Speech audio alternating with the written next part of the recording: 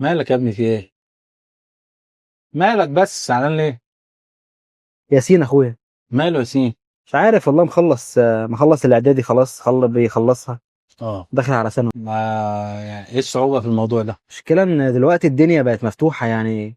زمان كان يقول لك يا ثانويه عامه يا صنايع، والسكه كانت اسهل من كده. دلوقتي بقى في اكتر من حاجه قدامك، وانا محتار ادخله في انهي واحده فيهم. يعني ثانويه عامه زي ما احنا، ولا ادخله صنايع زي ما انا كنت في صنايع، ايوه. ولا في حاجه ولا غير السيستم كله دخله امريكان. طب ما تخليه يا ابني يدخل الجديد، المستقبل الجديد. ما هي المشكله ان انا مش عارف الجديد ده، انا مش مطمن.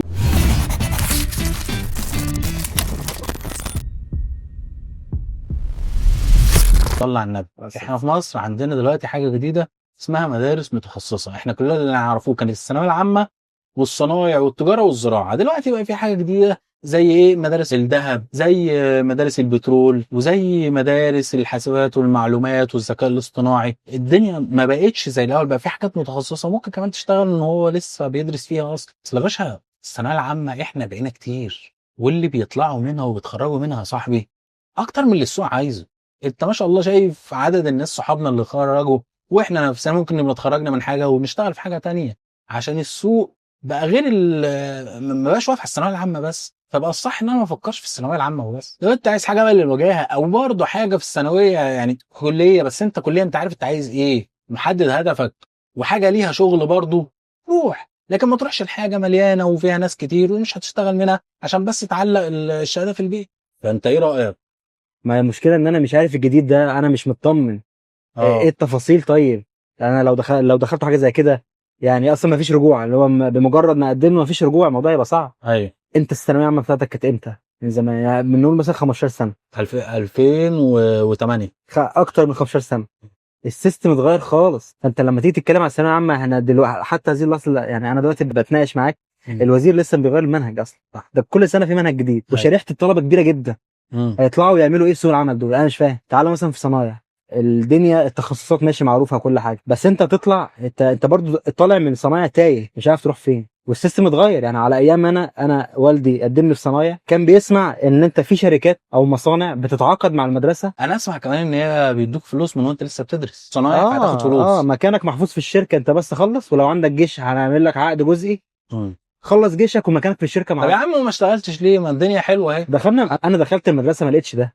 اه يعني على ارض الواقع على ارض قصدك. الواقع مفيش، او كان نظام قديم ووقفوه. عشان كده انت بقى خايف على ياسين ان هو برضو ايه، لو دخل الحاجات الجديده يبقى دي الموضوع اسوأ. يبقى فنكوش. بالظبط كده. اه. لا يا عم ان شاء الله تبقى، يعني برضو احنا ندور ونسال ونتاكد من الحاجات دي موجوده على ارض الواقع بجد. وخلينا مع الحاجه اللي هي لسه سوقها جديد ولسه عايزه ناس جديده، عشان هيبقى فرصه اكبر ان هو يلاقوا فيها والله انا حاجه. قبل الموضوع ده فعلا سالت على موضوع ان انا احول له الاي جي والامريكان والكلام ده. لا مش قصدي على دول يا صاحبي، انا قصدي المدارس المتخصصه الجديده اللي طالعه. زي ايه؟ يعني انا شفت كان في التلفزيون القناه الاولى كانوا عاملين النشره، كانوا جايبين مدرسه جديده اسمها مدرسه الذهب. دي اعتقد في العاشر رمضان اتعملت. المدرسه دي عاملاها اكبر شركه ذهب كبيره في مصر، واللي بيدخلوها هم بيقولوا كده، قالوا ان هم بيشتغلوا من سنه اولى اصلا، وبيشتغل في تخصص واحد ودارس. طبيعي ده لما يدخل سوق العمل يا صاحبي، غير لما واحد يعني لسه عايز يتعلم او مالوش برضه ايه في الشغلانه. ده متخصص سعره هيبقى غالي، مرتبه هيبقى حلو، فعيشته تبقى حلوه برضه. انا زمان برضو كنت اسمع عن مدرسه اسمها مبارك كول، اه. وانا ما اعرفش عنها اخبار بصراحه. يعني كان واحد صاحبي يقدم فيها وبتاع، واشتغل في عز الدخيله. طلع منها اشتغل في عز الدخيله، تبع اه. تخصصه، اه. حاجه في اللحام والمعادن والكلام ده. امم. واسمع برضو عن مدرسه البترول دي. الموضوع كبير، مش بالسهوله ولا بالسطحيه اللي احنا بنتعاملوا معاها بيها، اللي هو ايه، بص خد ثانويه عامه عشان تبقى زي فلان او فلانه، عشان تبقى زي قرايبك وتبقى مش عارف زي مين. موضوع اكبر من كده. الموضوع ده انت بتحدد مستقبلك اللي جاي عليه.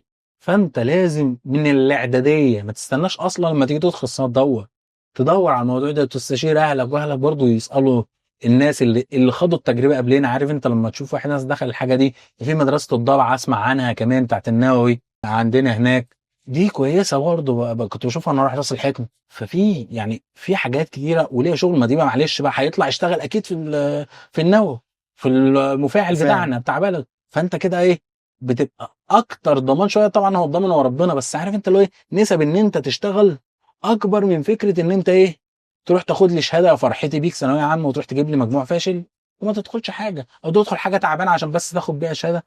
مش صح. الصح ان انت تشوف عندك موهبه فين، او الحاجه اللي انت تعرف تبقى مثلا تعمل منها مستقبل محترم ليك وتبقى قمه فيها، وما تبصش ان في حاجه اسمها وجاهه عشان ثانويه عامه. صدقني دي كده. الوجاهه في ان انت يبقى معاك شهاده كويسه في تخصصك ايا كان هو تخصصك. وسمعت عن مدارس فتح الله. بدأ فتح الله بتاعنا، فتح موجودة الله ماركت. فتح الله بتاعنا اللي انت بتعمل في شوبينج ده. والله حلو. عارف انت ده بقى، عارف انت ده وش ضامن يعني، لانه هو حتى لو ما اشتغلش في فتح الله هو عنده براندات تانية كبيرة برضه في مصر ما شاء الله كتيرة. فهو وش ده، انا يعني اكيد لو جالي واحد دارس واحد مش دارس اكيد هاخد الدارس. دي حلوة دي برضه تصدق، وليها برضه شغلها اللي موجود. عظيمة دي والله. عامل يا صديقي؟ عامل ايه يا صاحبي؟ بص يا صديقي، انا عايز انا وانت نعمل زي مقارنه. انا مثلا دخلت ثانويه عامه وانت دخلت ايه الصناعي، فنقول للناس ايه الفروقات بينها، بحيث ايه برضو وهم بيختاروا ما نبقاش احنا ايه بنقول لهم دول موجودين وخلاص، نبقى نعرفهم الفروقات. اول حاجه احنا الثانويه العامه 3 سنين. انا كنت صنايعي 5 سنين. يعني وفي 3 سنين كمان. لا هي 5 سنين كلها على بعضها 5 سنين. 5 سنين بس مش في برضو مدارس ثانيه صنايع 3 سنين ولا؟ في صنايع الثانوي التجاري والثانوي الزراعي، وفي صنايع اللي هي بتاعت الورديان دي نفس تخصصاتنا بس 3 سنين. يعني كده الصنايع في 3 و5، لكن الثانويه العامه 3 بس. تاني حاجه ان الثانويه العامه نظري اكتر منها عملي. احنا عندنا في صنايع الاسبوع مثلا جدول محاضرات الاسبوع في يوم كامل بكل حصصه. انت بتقضيه في حاجه اسمها الورشه. كل قسم عندنا ليه ورشه. كنت تخصصي الكترونيات، لينا ورشه الكترونيات بنروحوا بنجيب القطع اللي هي المكونات الصغيره والمكثفات والديود والترانزستورز. ولينا تطبيق عملي على اللي احنا بندرسه في الترم. حلو قوي. بيطلب مننا تصميم دوائر كهربيه وتصميم حاجات تخش تبقى اجزاء من سيستم مثلا في بورده. احنا كانت المدرسه على ايام انا كان فيها 5 تخصصات تقريبا. حلو. تخصص سيارات، حلو. ميكانيكا، تبريد تكييف، ايوه، الكترونيات، الله ينور، حاسبات. صح، هو ده. وفي تخصص كهرباء. الثانويه العامه نظري اكتر منها عملي، وما فيهاش عملي اصلا. تالت حاجه الثانويه العامه هتوديك لكليات تتخصص فيها، على عكس اللي عندك انت في الصنايع. انت ممكن تتخصص في اول سنه في الثانويه المتخصصه او الصنايع الفنيه يعني عموما. لكن انا هنا لا، لازم اروح كليه، ومن الكليه ابتدي اتخصص، وممكن ما الاقيش شغل غير بعد ما اطلع، وحتى ممكن لما اطلع ما الاقيش شغل. لكن انت اعتقد افضل مني في الحاله دي كصنايع او فنيه، ثانويه فنيه او ثانويه متخصصه، في ان انت هتلاقي شغل اكتر بنسب اكتر، حتى لو في ناس مش هتلاقي، لان انت اقرب لسوق العمل مني. بص اقول لك، انت على ايامك كانت الثانويه عامه 2 سنين. وعلمي وادبي. صح. وعلمي جواها شعبتين. صح. علم رياضه وادبي. وعلم علوم. وادب رياضه. لا، علم رياضه وعلم علوم. والادب فضلوا على العلم. انت خرجت من ثانويه سنه اولى شعب عام. بعد كده تملى استماره، انت عايز تبقى ادبي ولا علمي. حلو قوي. وعلمي عايزه تبقى علم رياضه ولا علم علوم. حلو جدا. وثانويه عامه كانت سنه واحده اللي هي سنه ثالثه، هي سنه واحده بتركز فيها. والمجموع بتاعها بيدخلك الكليه. سنه ثانيه دي زيها زي اولى عادي خالص، بتدرسها وتعديها. حلو. ده قال لك معلش هنرجع ثانيه وثالثه تاني مع بعض. اضافوا حاجه اسمها نظام البكالوريا. نظام البكالوريا دي بقت 4 تخصصات بتحددها من سنه اولى. يعني مش من ثالثه ولا ثانيه. المسار بتاعها بيتحدد من اولى.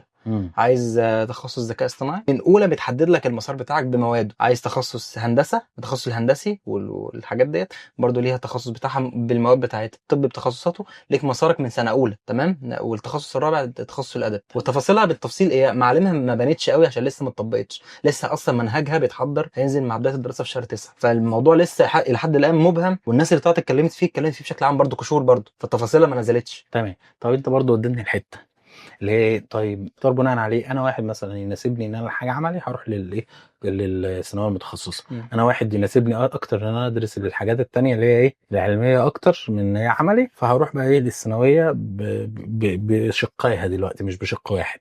ايه الحاجات اللي بتخلي الثانويه العامه صعبه؟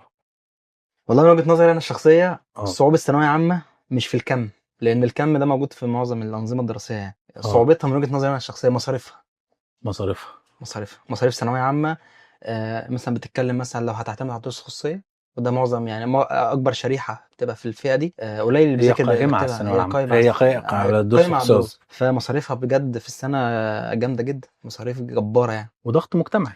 ضغط مجتمع فعلا صح. انت مش اقل من ابن خالتك، وابن خالتك دخل مش عارف ايه، وابن عمتك في اه كليه ايه، وشد على نفسك. طبعا ضغط الاهالي، طبعا احنا بنسمع عن ناس انتحرت بعد المجموع بتاعها، للاسف، وفي الامتحانات الناس بتنتحر بسبب بتنهار في اللجنه اصلا. بسبب مشكله المقارنات. مقارنه والضغط بتاع الاب، ده قارنك ضغط بواحد البيت. ممكن انت امكانياتك مش قد امكانياته، او انت موهبتك في حاجه اه، تانية. فهي صعوبتها الحدث الجلب بتاعها بيكمن في الحاجات دي. عندك ثانويه ازهريه كم اكبر بكتير جدا، لا لا وداخل لا، وداخل مواد شرعيه، الازهر لا يقارن. بس ما بتسمعش انت عن الحاجات دي. ده حقيقي، عشان فالناس عادي يعني ما ايه. بيصحوش زينا. ايه يعني ثانويه ازهريه وبتاع، لا الدنيا لا ماشيه. بصراحه، لا لا، احنا بس بنهزر. ثانويه دول عامه واخده بياخدوا كل ده. 12 و16 ماده اه، احنا 5 و6 فالثانويه وفرفخينا عامه الثانويه وبنعيط. عامه بيفرفروا بسرعه، واخدين الضجه سياحه على الفاضي بسبب الحاجات دي يعني. انا متفق معاك في ان الثانويه العامه فلوس، ضغط، وضغط اهالي، ضغط المقارنات بين الاقران، وان ابن عمك وابن خالتك وقرايبنا عملوا وخلوا، فانت لازم مش اقل من فلان، والنتائج بتبقى مش كويسه. طيب انت بقى دلوقتي، بما ان انت برضه راجل شغال في مجال الميديا وبتعمل ريلزات، وانا قفشتك وانت بتمنتج ريلز المستر، فايه هي المقاييس او المعايير اللي بناء عليها انت ممكن تختار المدرس؟ لان ده يعتبر اهم عنصر معاك، لان الثانويه العامه بتعتمد على الدروس الخصوصيه، لان مفيش دراسه في المدرسه، على عكس عندكم في الصنايع او الصنايع المتخصصه بيبقى فيه عملي اكتر، وبتروح مدرسه اكتر من ان انت ايه بتدرس دروس خصوصيه اصلا. بص، هو انا المفروض انا شهادتي في الموضوع ده مجروح، لان ايوه انا جوه الصناعه دي. ايوه. خلاص، دلوقتي بتتكلم في ايه؟ انا شفت فيديو الحفله عجبني، شفت برومو عجبني، شفت الريل عجبني، هل ده وانا مقياس؟ انا بعمل الريل ده، انا بنتجه. ايوه. ماشي، بس انا هقول لك انت انا هقول لك انت اللي منك لله وتودينا في داهيه. لا، انا هقول لك على حاجه. بص، انت لو في ولي امر، انت كولي امر او انت كطالب وانت بتتفرج، ما يبقاش العنصر الوحيد في حكمك على مدرس او اختيارك ليه يبقى الشو الاعلامي بتاعه، مش ده المعيار الوحيد. زي انا ممكن مثلا ابقى شايف ان معيار ايه؟ اللي بيعمل لي امتحانات، مم. اللي بيرخم عليا في امتحانات كتير، لان انا افتكرت حاجه حلوه قالها مدرس قبل كده، برضه من ضمن يعني ايه، مش كل الناس بتطلع شو بس على الفاضي. في ناس من المدرسين في فيديوهاتها وبرومهاتها بتقول حاجه: يا جماعه، اليوتيوب ما بيرحمش حد دلوقتي. فانت دلوقتي عايز تختار مدرس معين، خش شوف شغله وشوف شرحه وادائه على السوشيال ميديا عامل ازاي، او مثلا احجز يا عم.